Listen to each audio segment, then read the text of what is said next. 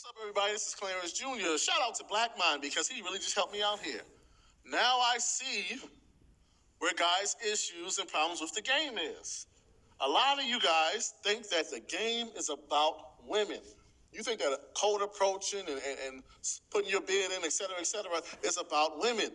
No, it's about you. Well, shout out to you too, sir. Hope things are going well. But from what I can hear, they must not be. Not if you're still making these approaches. Not if you're still shooting your shots.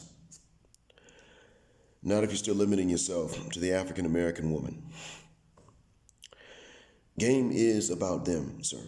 And understand this, it's not just game. Because the game's something you gotta learn, right? It's not just game that's about them. Validation is about them. If you go on to Instagram or any other social media platform and she posts any kind of picture showing anything and you hit the like button, it's about them. It's always about them, and it's never about you or me or any of the other men. The men even that were on the panel with you, that were telling you, no, bruh, passports, not these sisters. Whether those men were SYSBM, or passport bros, or passport gang, it's never about any of the men. See, first of all, it's a game. Who are they that we should have to learn how to run game on them, which implies deception, in order to be with them? They don't respect you if you deceive them, but they don't respect you if you tell the truth either. What does that mean, CJ? They're never going to respect you. See, right off the bat, you done lost.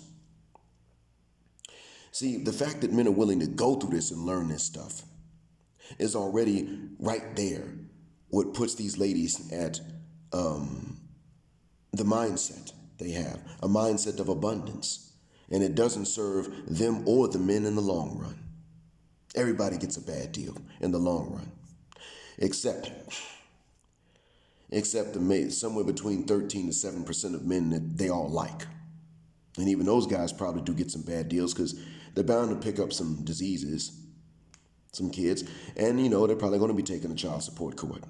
I mean, they're the most likely to be allowed to just, conceive and leave, nut and then strut, or I don't know, pump and dump. They're the ones probably most likely to be allowed that luxury, if you want to call it that. But even still, they start getting enough ladies pregnant, and then somebody's going to hit them up for child support, and should, if it's their kid. But double billing is a thing, sir, and that's why the ladies will that's what they'll do. Double bill, in other words. Go to the natural dad for expenses for the baby because it's his baby. And then go to the boyfriend or the stepdad for expenses because the natural dad ain't got it. Or because he's your baby. My kids are your kids. That how it goes. No, it's real. This is really a problem. See, in the end, if game is not about her and it's only about us, then Father, what do they not have to learn in the game to get at us? And we're not even allowed to demand that. I mean, hell, demanding less than game, just demanding standards comparable to the ones they demand of us, already is problematic enough to them, and they can't tolerate it. If game is about us and it's not about them, what corrections do you have for these women? Let's continue. But you got to have confidence in you, and you got to have belief in you. Okay, you know what? That right there is the crux of what you said throughout the rest. So I'll be able to keep this short and still answer it because everything else you said came down to confidence.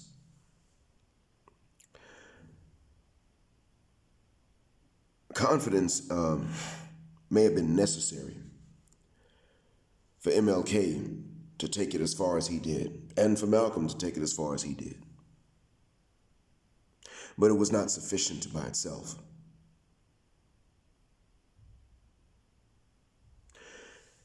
What you have to understand is that a lack of confidence, we agree that a lack of confidence will turn them against you. That's true. But confidence does not work to your favor unless they were already predisposed and they already judge from a hive mind.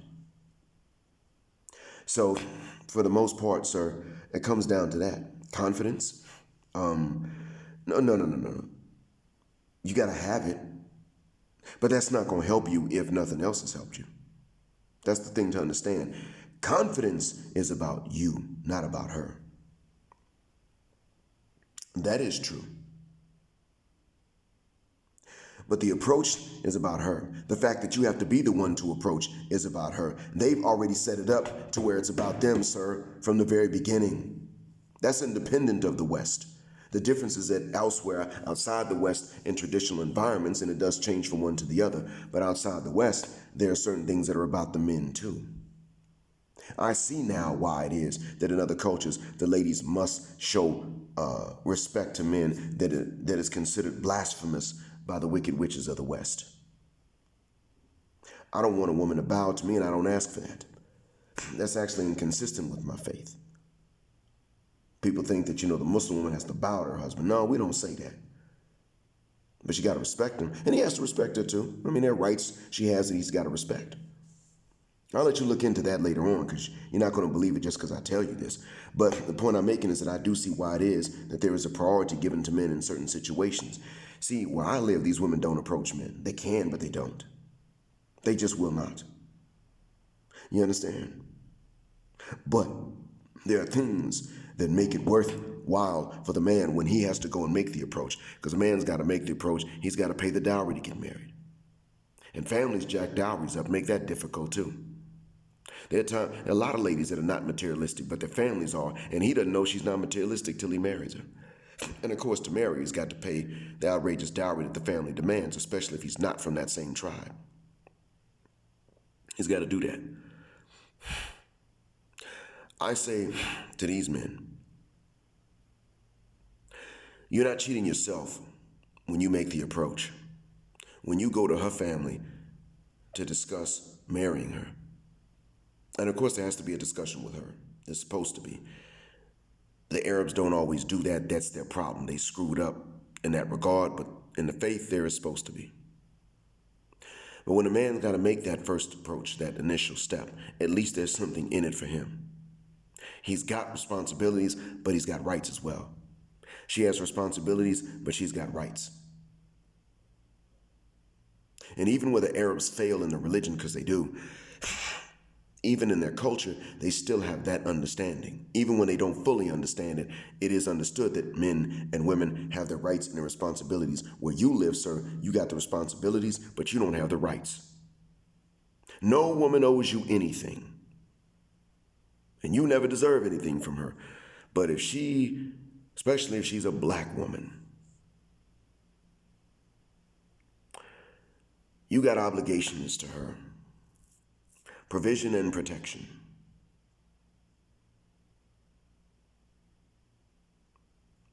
Stop and think about that.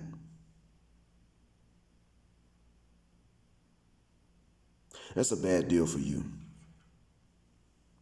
And your confidence, if you're not her type, your confidence is just arrogance. But anything that's not arrogance is a lack of confidence. You can't win when you're not her type. And 87% of the time, minimum, you will not be, sir. And that's not acceptable. Game is not about us. It's not about confidence or a lack of it. I understand my strengths and my weaknesses very well. I value myself. I try to do all of these things within a balance. What I've come to understand is that the more balanced a man is, the more he has to eliminate the ladies, because the ladies are not balanced when they judge men. A woman can be balanced, a Western woman could be balanced about everything else in life, her job, especially. Balance. They know how to act. They just don't ever want to apply that knowing how to act to the benefit of a man. And that's why they can't keep them.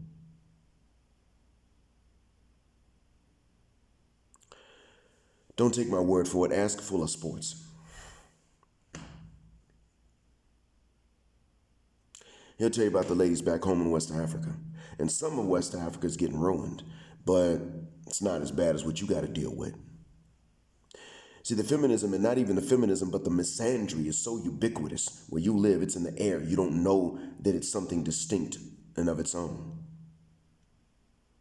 Now, the men that were on the panel with you, well, they've been abroad, or not.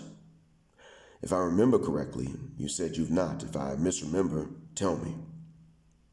But I live abroad, sir. I spent a total of about 7 months within the last 8 years. A total of about 7 months in the United States. Yeah. That's what I spent. I don't live there, sir. I don't even live in the West. I live in a developed nation, but it's not considered first world when people think about it. I didn't migrate here just to marry an exotic woman and dig her out. Thump my chest. Yeah, man, I'm boning this exotic. I didn't do that. I didn't do it to get away from the black woman. I was married to an African American when I did. I came out here. I did say at some point I'm going to marry another wife, but I didn't specify that she wasn't going to be black. As a matter of fact, I was first going to give priority to black Arab women or women from the continent. It wasn't until 2017 I decided I'm done with that.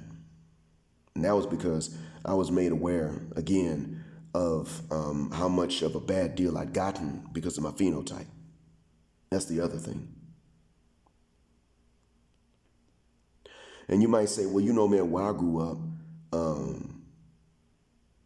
light-skinned man was all they wanted. Well, what about when you're ambiguous? And understand, when you grew up, it may have been very different, but the funny thing is, I went to college with East Coast women. They didn't like it. If they did, they hid it. There was one, actually. I remember one from New Jersey. And that was about it. As far as the rest of them were concerned, nope. Unless they were big or just not attractive, they weren't going to entertain that. Didn't want to be seen out in public with an ambiguous looking man. And in 2017, my memory was jarred and I was able to understand certain things that had happened that I didn't know from before. And that was when I changed my mind and said, I'm not going to pursue sisters again. That's done, over with.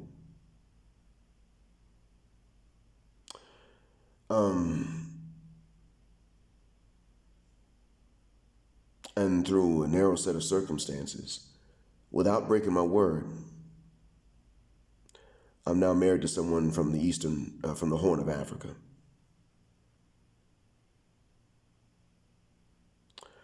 Amongst her people, her tribe is highly respected. So in that regard, not coming from one of their tribes, I'm considered the one that married up. Financially, we married across.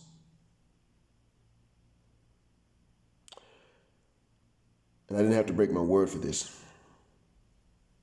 But that's another story. But the point I'm making is that I did not come out here for the draws. I came out here for work. More importantly, I came out here for spiritual migration. That is true. I didn't come here thinking this was like going to be a paradise for a Muslim on earth, even though it's supposedly the heartland. I came here thinking just that I wouldn't be opposed for being a black heterosexual Muslim male. Figured the hardships here were going to be the same as for everybody. And what I found is that generally has been the truth. It has been the case. Things have been hard. What's hard on me is hard on everyone. In America, things that were easy for others were difficult. And women said I had it easy because I was a guy. White said I had it easy because I wasn't white. Black folks said I had it easy because I wasn't dark. Muslims said I had it easy because my official name wasn't a Muslim name.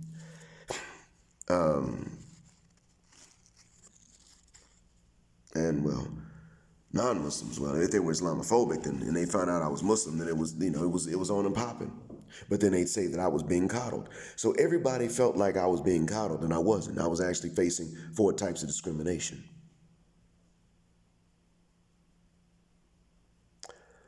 And so I had a chance to live somewhere where I wouldn't, and I took it. And I came out here, and I found that, you know what? That you don't have to talk about confidence here. You don't have to talk about game. It ain't no game. If you're going to make an approach, you're talking about marriage. When teenagers that are out here trying to approach girls other than marriage, you know what usually happens? They don't even bother. Usually they don't even bother. People think, these guys out here trying to harass these ladies. No, I teach these teenagers. Usually the girls are trying to get their attention, because these guys ain't trying to bother with that. They may like ladies, but they ain't trying to bother. They don't even see it as worth it. And in this town in which I live, oh yeah, I've ruined it for the ladies. Because I told my students last semester what we had to deal with. I explained it to them. I let them know what was going on. You could say I red-pilled them. You could say that. The problem was that they began to tell me what they were aware of. As far as what was happening, I told them what was about to happen based on what they said had already happened, so I only did it a little bit. They let me know that they'd already been somewhat red-pilled. They told me they knew names they knew the terminology like body count, what it meant in this context, not a detective's context. They knew what it was. They knew the words divorce grape. They knew how useless, they knew the dangers of false accusations. And you say just have confidence, just alpha your way through it. Why don't you tell that to these ladies if they're equal? Tell them to have some confidence, alpha their way through it, and make some approaches. Tell them. Don't tell us anything about it. We're the ones facing an 87 to 93% failure rate when it comes to approaches. These women can't deal with one, and when they get rejected, it's usually polite. It's not personal, nothing nuclear about it. Ain't nobody telling them F off without breaking stride to hear what they got to say. That's not what they face. How many times have you been rudely shot down?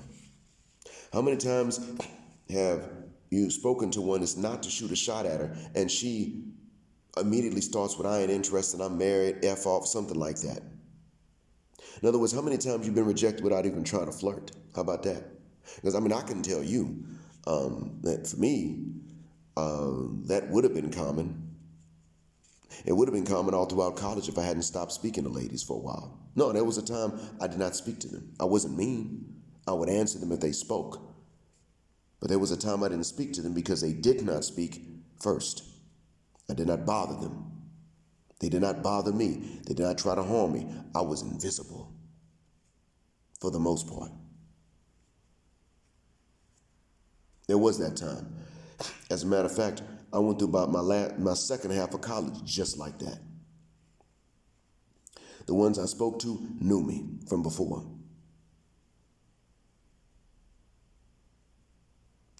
I knew them, and they would usually, even then, they spoke first. If I saw one I knew, I'd nod my head or I'd wave, but I would still let them use the voice first before they would speak. Before I would speak. Even then, went 2 years like that, second half of college.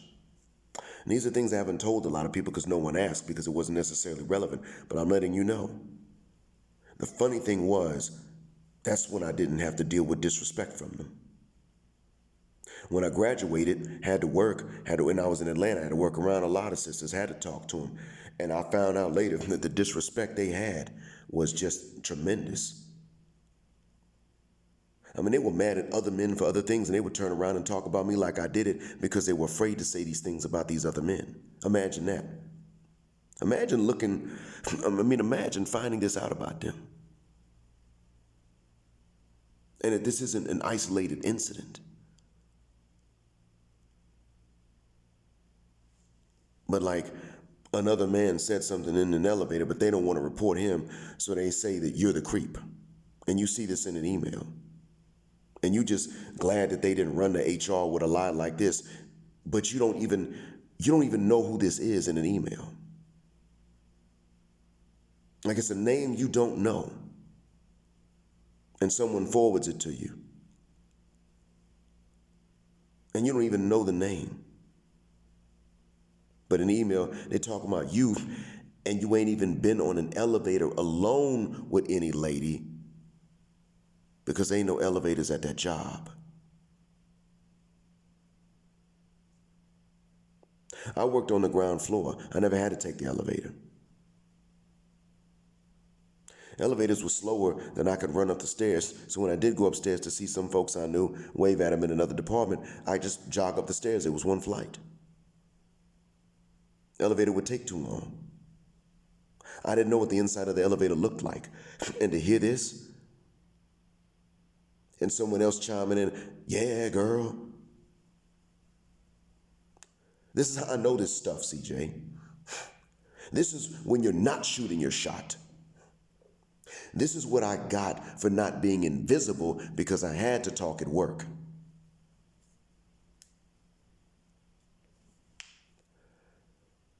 And you want to sit up and tell us to alpha our way through it? I'm not special. So if I went through this, I know other men did too. They're just not going to complain about it.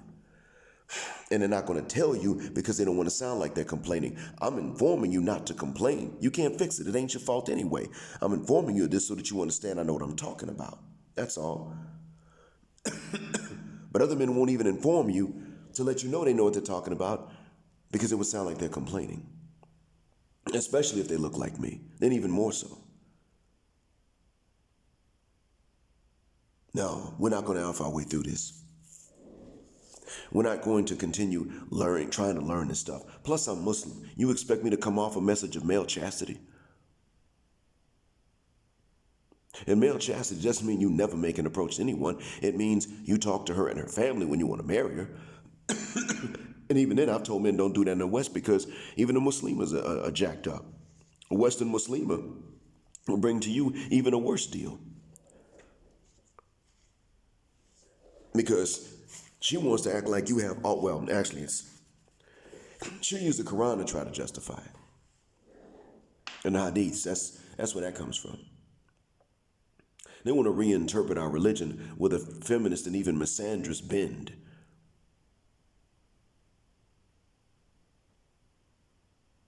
So I had to tell Muslim men in the West, don't even approach them, leave. Other men have gone through even worse than me, man, friends of mine. When I married the American that I married, I can honestly say that all the other options were far worse. That's part of how I didn't know it was going to be this bad. Another gentleman, they got married and they couldn't even stand, they could not have stayed married as long as I did. Their wives started defying them. And I'm talking even some of these Muslim cats who married Muslim women. Their wives began to defy them early on, but they would not relieve them of any financial responsibilities, any other responsibilities that came just with being a man. Nope. All the responsibilities, none of the rights.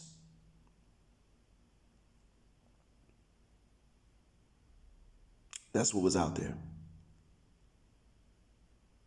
And you're telling us to approach that. Make it worse, they all want relationships, they all want to be claimed, and then they all want to be married, but they don't want to stay married. You got a 40% chance. When you marry her, you got a 40% chance she's going to file, 10% chance you going to file, 50% chance y'all stay together. Now you're thinking, well, that 50% chance, isn't that the greatest odd? No, it's a 50% chance you're going to divorce. It's just that within that 50, 40 out of the 50 is that she's going to be the one to leave you because 80% of the divorces are filed for by the wives. How many of those wives do you think ask the husbands to marry them? They ain't proposing. That's a recent phenomenon, sir. They're not proposing. They don't start relationships. They don't initiate sex. They don't initiate marriages. They wait for you to do all these things, and then they initiate a divorce. Oh, by the way, they're more likely to initiate breakups that are not marital either. Studies showed that too. And you're telling men to sit up here and put all this work in for someone that's incentivized to leave. Call it off at any point. More likely to do it. It's not equal, CJ. And don't say, deal with it, it's not fair. Man up. No, shuck that fit. Tell them to man up. They said they can do everything we can do even better. Tell them to do this. How many rejections have you dealt with? You don't know. Whether they were nuclear or polite, I'm just asking how many they were total. You don't know, and that ain't your fault you don't know. There are too many to count if you're out there making approaches. You tried it. You gave it your best. But you don't know how many times. You can count the number of relationships you've been in, maybe the number of dates, but you can't count the number of times you've been shot down. Hell, how many times you get shot down without even shooting your shot because she thinks you're shooting your shot? Okay? Now, maybe you can count those. Do you see a pattern here? Simply not worth it. It's just not. If it was worth it, the way they feel about you where you live, sir, in the West, if it was worth it, they would just change it back to make it not worth it again. If enough men start learning and they learn enough to where they stop facing these high rejection rates, the only way that it would stay that way is if all men lied about it. Because ladies would just move the goalpost again. Maybe even what I said just now and suggested wouldn't work. The ladies would move the goalpost, man. They already have done it. What was masculine and buff and cut enough for women back in 1900 is not that way now in 2022. I mean, right now, if you look like The Rock, you got a shot. But 2032, The Rock will not be cut enough. More guys start going to the gym, doing all this other stuff, and the ladies ain't gonna do nothing but move the goalpost. CJ, if you don't believe nothing I say, man, I'll tell you what. Just listen to the ladies that other women call pick-me's, because they're right, and the ones calling them pick-me's are wrong. Listen to Red Film Diaries. She will confess. She said she ain't got nothing to lose. She expects to pass away from cancer soon. I'm not hoping for it, but that's what she's prepared for because of what the doctors told her. And she's trying to do her part and tell her sons the truth and tell other men the truth as well. So she's confessing. She's holding back nothing. You'd be shocked by what you hear from her. If you don't believe me, go listen to Red Film Diaries. Binge listen. Her stuff ain't that long. You can listen to Crimson Cure, my Muslim sister. Some men have said she's problematic. Her confessions are still something you cannot ignore. If the men are right when they say she's problematic, and I don't know why they say it, and I don't know that she is, but in spite of that, you listen to the confessions and you'll say, oh my God. Now, how many rejections have you dealt with that you can't count? Ain't your fault you can't count. I mean, you can count. I mean, you can't count the rejections, and that's not your fault. How many have these ladies dealt with, sir? How many could they deal with before they crack psychologically? We already know they can't because they turn to therapy on YouTube. They point their phone cameras at themselves when they have to deal with just being ignored. Not even being rejected, just not being approached and rejecting the dudes. Then all of a sudden they're pointing cameras at themselves, recording themselves having meltdowns, and putting it on Instagram, Snapchat, TikTok, and YouTube.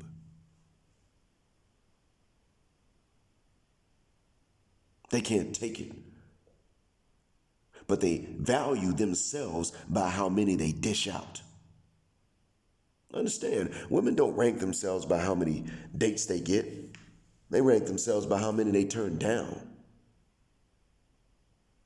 They're not out here bragging about how many chances they give. They're out here bragging about how many men they use and how many men they reject. Not how many they have good relationships with.